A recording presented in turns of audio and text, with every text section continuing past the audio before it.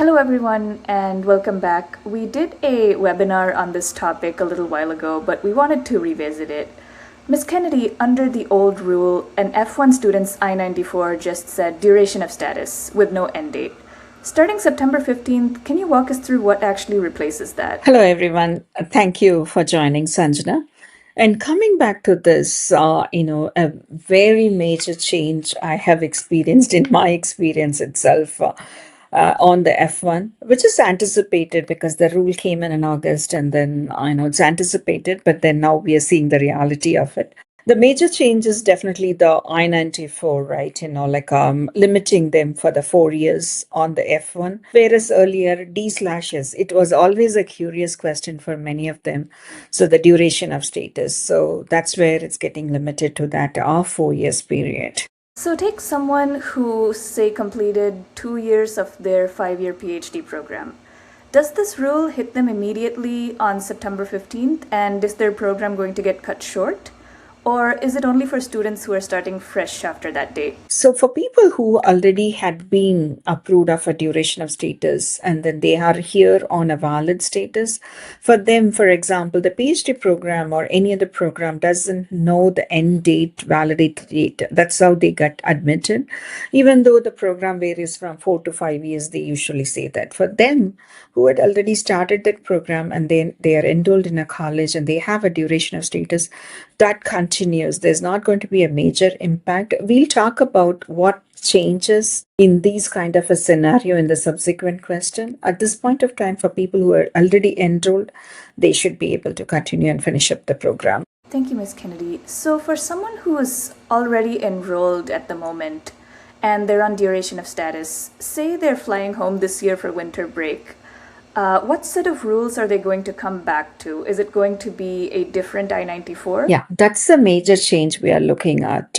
So for someone who had already been enrolled in any of those programs and they do have a duration of status, but the anticipated change that's going to be majorly impacting is someone who travels out of country. When they enter back, either it's going to be a limited maximum duration of the 4 years or, the validity of the I-20. Say for the PhD program has a valid duration of the I-20, then it's going to be the maximum of the I-20 or the 4 years period that will be maximum extended is going to be the change that's going to happen. Got it. So you would say that's not a reason to cancel every trip that you have planned, but it is a reason to talk to your school, talk to your attorney, and figure out your plan of action before you move forward, right? Yeah, that's exactly correct. So say you have exceeded your I-94 end date. Is there anything that can be done if you've inadvertently overlooked your extension? So that's a good question as well. See, we have to relate it to that of other category of non-immigrant visas.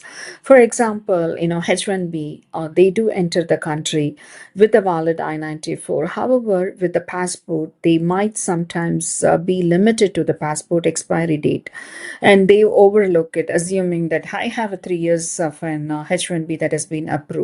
So in those cases, it's very, very subjective. However, understanding this is not something to be overlooked because it's going to have its own impact if it's going to be a 180 days or more than 180 days.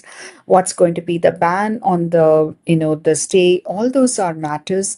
So it's something that it's going to be new, but at the same time, it's very important to relate it to that of other non-immigrant visas with the I-94 that has a validity in them and to pay attention to it and keep it going. And the possibilities are going to be they either go out of country and go for enter back with the renewed I-94 if the visa is still valid, or reinstatement, or whatever the process. It's going to be very specific and we have to address it as and when the new rule is going to be effective and that we are seeing the practical experiences of it. Of course, and we continue to post updates on our YouTube channel and our social media.